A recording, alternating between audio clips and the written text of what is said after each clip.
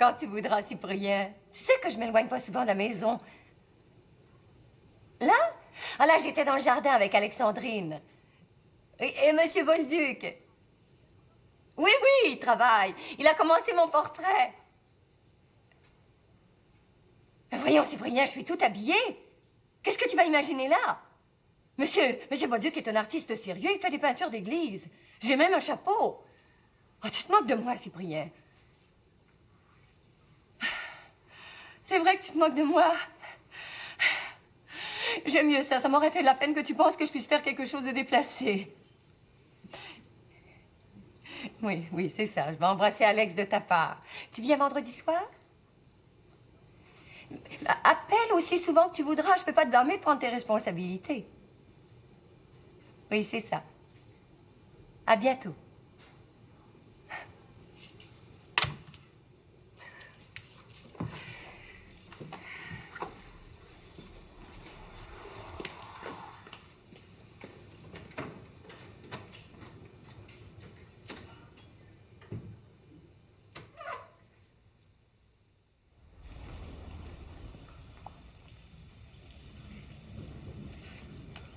C'était mon mari. Ton père t'embrasse, Alexandrine. Tu sais qu'il s'ennuie beaucoup de toi.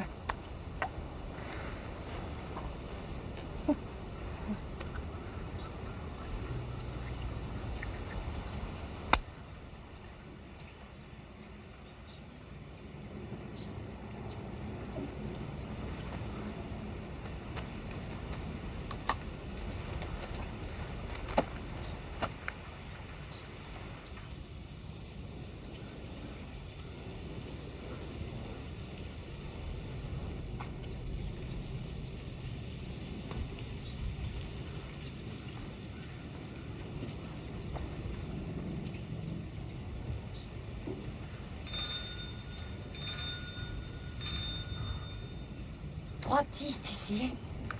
Ça doit être le paternel qui récidive. Oh, tout à coup, ce sera encore Cyprien. Oh, excusez-moi, Monsieur Bolduc. Mon mari me pardonnerait jamais de ne pas répondre moi-même à son téléphone. Surtout que c'est moi qui refuse d'engager une bonne.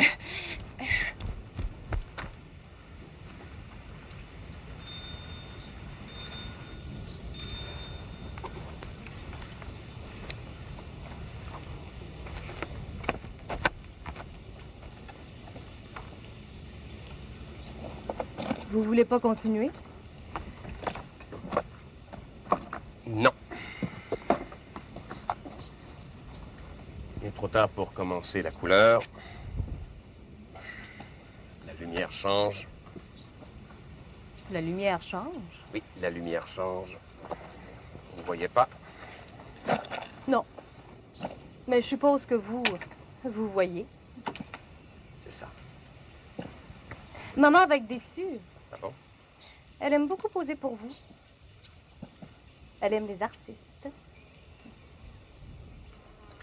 Faudrait qu'elle demande à votre père qu'il puisse arrêter le soleil comme Josué. Vous pensez qu'il pourrait? Faudrait pas trop insister, hein? Ouais, je pense que je vais aller faire un tour en haut avec le temps qu'il fait. Les nuages devraient être intéressants à la fin de la journée. Vous m'excuserez auprès de votre mère, elle comprendra. C'est une bonne personne.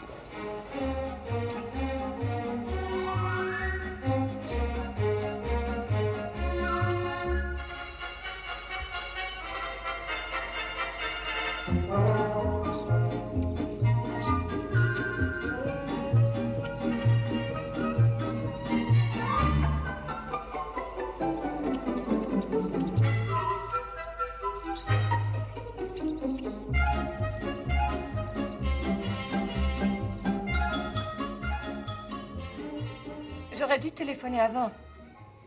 Mais comme il s'agissait de peinture, je me suis fiée à l'artiste, Monsieur Bolduc. Oui, j'aurais dû te téléphoner quand même. Non, c'est pas Alexandrine qui m'influence. Mais non, tu n'as pas besoin de me convaincre. Je sais que le téléphone est là pour que je m'en serve. Excuse-moi, Cyprien, c'est encore une de mes étourderies. Je vais faire attention. Oui, merci d'avoir appelé. À bientôt.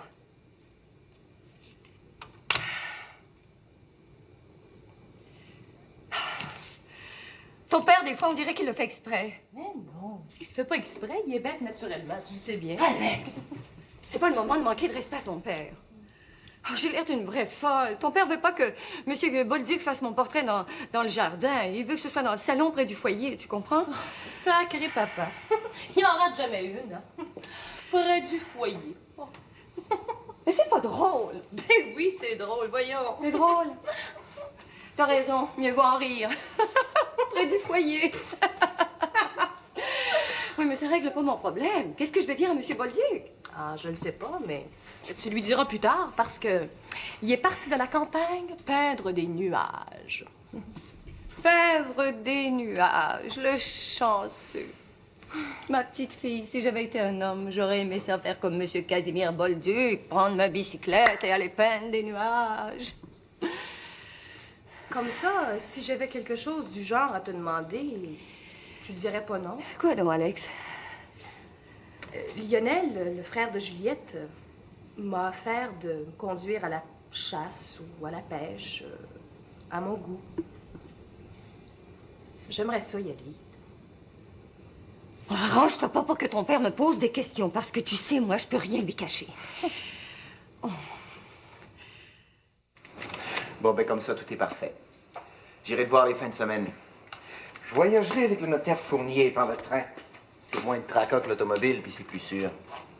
C'est Lionel qui va être fier quand il va apprendre que tu laisses le phare à campagne pour l'été. Il va pouvoir le chauffer. Ça sera plus commode pour toi puis le bébé. Et puis, à Québec, c'est bien rare que je sorte sans Ben. Lui, il a le sien. J'espère que tu vas être bien. Comment ça? Je suis capable de m'arranger tout seul. Je veux dire, chez nous, à la campagne. Chez ma mère, c'est pas confortable comme ici. Puis, hey, me prends-tu pour une fellette? Penses-tu qu'en Europe, sur le front, c'était confortable? Avec le shrapnel, les rats, la boue, la grosse Bertha puis le gaz moutarde? Ah, j'en suis pas mort. Je pense que je peux survivre à une couple de fin de semaine chez Rosanna. Oh, Raoul, je sais pas pourquoi, mais j'aime pas ça quand t'appelles la mère par son petit nom. Ça fait moqueur. C'est comme si tu riais d'elle par en dessous, puis de moi tout. Ah, t'avoueras que ta mère a des côtés un peu anciens. Puis que ses idées sont pas toujours à dernière mode. Même si c'est une bonne personne, all right. Mais on est en 1920, ma chérie. En 1920. Des fois, je me demande si tu me méprises pas au fond de toi-même. J'ai beau me forcer pour être à hauteur. Je dois te faire honte des fois. Tu dois me trouver habitante sans que je m'en doute, hein? Mais non, mais non. Je suis très, très fier de toi. Tu fais beaucoup de progrès. Même si des fois, tu dis des moi et tout, puis d'autres expressions qui font un peu arriéré. Mais Rome ne s'est pas bâti en un jour, comme dit le proverbe. Bon, Ben doit être à la veille d'arriver, là. Comme ça, tu vas être confortable? Oui, Juliette. Même si pour mettre de l'eau dans mon scotch, il va falloir que je le pompe avec la pompe à bras, puis que je pique la glace avec le pic à glace. T'es contente, là? Puis que les bécosses sont au rat à grange? Même si les bécosses sont au ras Lagrange. Qu'est-ce que tu veux de plus comme témoignage d'amour? Oh, j'ai peur des fois. À cause des différences.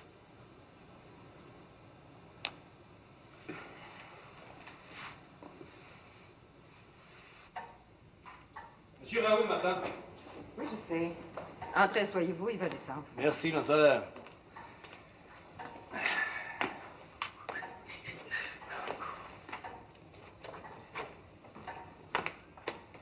Ça va? Ah! Ça peut pas aller mieux. Assieds-toi, je viens te parler. Une proposition en or. T'es un imbécile si tu le refuses. Eh bien, merci d'avance. Non, écoute-moi avant de dire non. C'est la chance de ta vie. Ton avenir est fait. Moi, si j'étais de toi, j'accepterais les yeux fermés. Si ça te fait rien, je vais quand même garder les oreilles ouvertes, parce que c'est pas la première fois que tu m'offres le Pérou. Oui, mais là, c'est pas pareil. C'est Sanderson qui est derrière l'affaire. Puis c'est lui qui te veut. Il t'a spoté pour la job. Moi, je suis rien qu'un intermédiaire. Un intermédiaire sympathique, va sans dire. Mais si je perds mon temps, j'aime autant le savoir tout de suite, par exemple. Non, je vais t'écouter. T'arrives au bon moment, j'ai besoin de changement. Et puis, comme tu dis, c'est peut-être la chance de ma vie. Bon. Alors, écoute-moi bien. D'abord, il y a un fait indiscutable. Nous sommes en 1920. On s'entend là-dessus? Oui. Bon. Depuis le début du siècle, l'humanité a fait des progrès considérables. Au point qu'on peut considérer nos ancêtres comme de vrais arriérés. Right? Si tu veux. Bon, on s'entend là-dessus. Mais si on connaît présentement des inventions extraordinaires qui tiennent quasiment du miracle, comme la radiotélégraphie ou les rayons X ou les vues animées, c'est dans les petites choses de la vie qu'on peut apprécier le véritable progrès. Par exemple, l'hygiène. Tu me suis? Jusqu'ici, oui. Bon, c'est parfait. Louis XIV se lavait jamais. Hein, c'était trop dangereux, disaient les médecins du temps. L'homme d'aujourd'hui, en tout cas l'homme civilisé, prend un bain tous les samedis. Tu me suis? Puis avec le soutien de la publicité, on peut s'attendre à ce que d'ici quelques années, il se baigne tous les jours. Ce qui est un grand progrès pour l'hygiène. Mais aussi pour le commerce du savon. Tu me suis? Ce qui tend à démontrer, en dépit de certains esprits pessimistes comme mon père le notaire, que le progrès de l'humanité puis la bonne marche des affaires vont la main dans la main. All right? Tu veux me faire vendre du savon? Non, pas tout à fait. De l'hygiène. Celle de la propreté des vêtements. Un homme bien lavé doit porter des vêtements propres. Habits, chaussettes, sous-vêtements, chemises, il n'y a pas à discuter là-dessus. Même le plus borné des citoyens peut comprendre ça. C'est là qu'intervient le projet de Sanderson. C'est pas lui qui l'a inventé. Les Américains l'ont fait avant lui. La preuve que c'est bon, hein? Ça fait que Sanderson veut partir une chaîne de buanderies puis de valets-services. Il y en a déjà 2 à Montréal.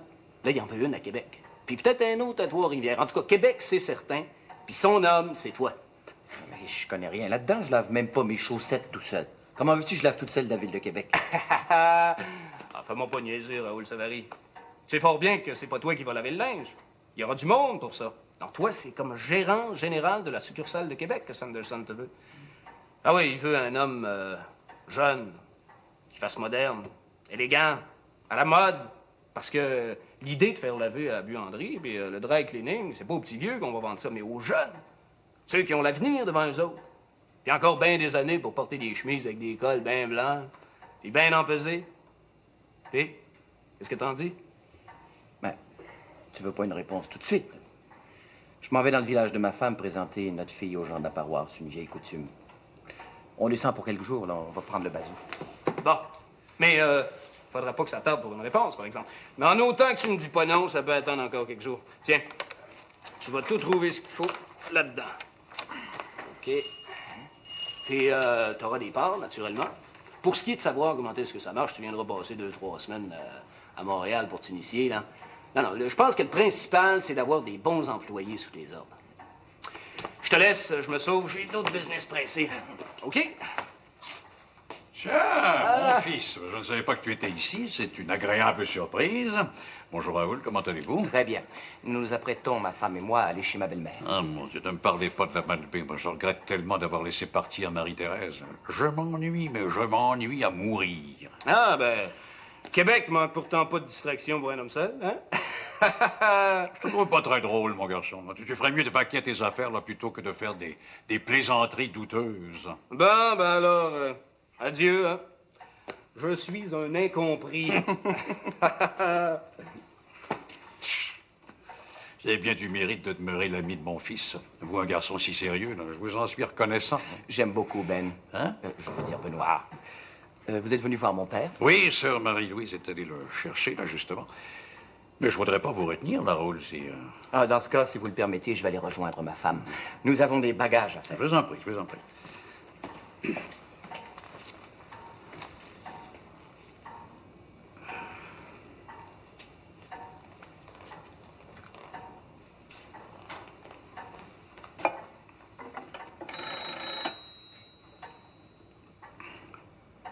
Mademoiselle, je voudrais la résidence du notaire Cyprien Fournier à la Malbaie.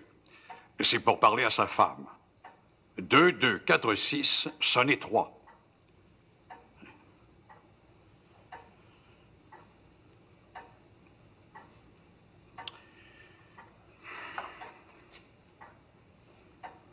Allô, Marie-Thérèse? Mais où étais-tu, là? Dans le jardin, encore. Mais tu passes tout ton temps dehors, ma parole. Ah oui, je sais bien que la campagne, c'est ça, mais quand même, tu devrais faire en sorte de répondre plus rapidement quand je t'appelle. Oui. Hein? Non, je suis chez Cyril Savary en ce moment. Non, je suis dans le salon, là, pourquoi? Un petit baiser? Dans le téléphone? Mais t'es folle, hein? Mais tu veux rire? Veux-tu me cesser ces enfantillages-là, là? Hein? Hein? Si je m'ennuie. Oui, je m'ennuie beaucoup. Oui. Bon, d'accord. Je sais que c'est complètement ridicule, mais je vais le faire quand même. Une seconde.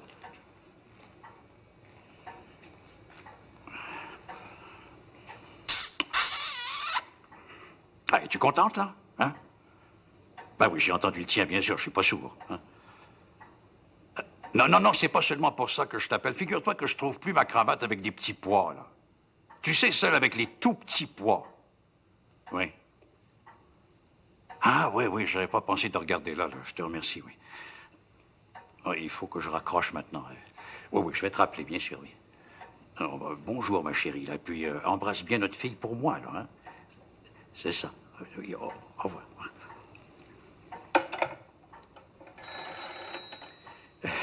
C'était ma femme. Ça va vous demande de patienter. On vient tout de suite. Je vous remercie, ma sœur, je vous remercie.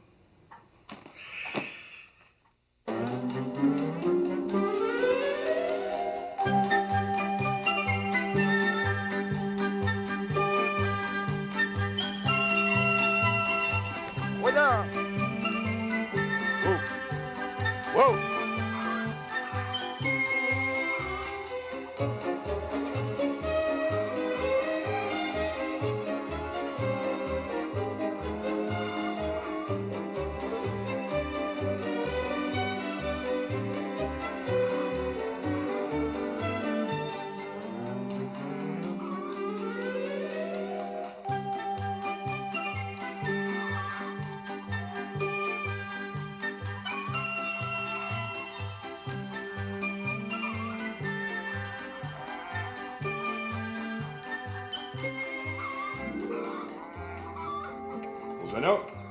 C'est toi, Joseph Arthur? C'est moi. Tu peux entrer si tu fais pas de bardon. Ça part. Le crochet est crocheté. Valérien. Hein?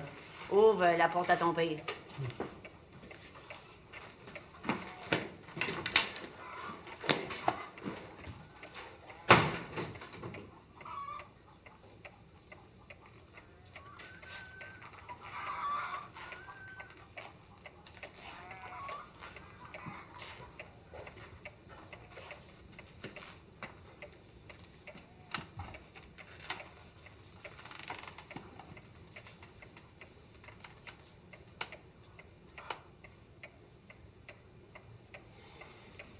Qu'est-ce que t'en penses, mon jeune? Ben, tiens, c'est pas piquer des verres. Et j'en reviens pas comme c'est de la belle ouvrage. Hey, venez voir, Mme Rosanna. Je peux te dire, Casimir? Beau dommage, Rosanna. Tiens, viens près de moi, là, tu vas pouvoir t'admirer, je pense. Hein? Je pense que les yeux sont pas si mal réussis. Oh ben, ma foi du bon Dieu, c'est quasiment pas croyable. Vous avez fait ça tout seul avec un crayon à mine. C'est pas croyable, c'est pas croyable. Mais il faut bien que je vous craye, hein? Vous l'avez fait drette devant moi avec personne pour vous aider. Ah, c'est ma foi du bon Dieu vrai. Et puis Valérien, il est témoin. Hein, Valérien? Ah, pour ça, j'ai tout vu, moi, du commencement jusqu'à la fin. Et j'aimerais ça en faire du pareil. Je pourrais t'y voir, moi et tout. Ah, c'est pas à moi à décider, ça dépend de Casimir. C'est pas dans mes habitudes de montrer mes esquisses, mais dans votre cas, Monsieur Lavoie, je pense que je vais faire une exception. Après tout, vous êtes un grand ami de Rosanna. Des amis d'enfance, Casimir. On a marché au petit catéchisme ensemble. Rien de plus.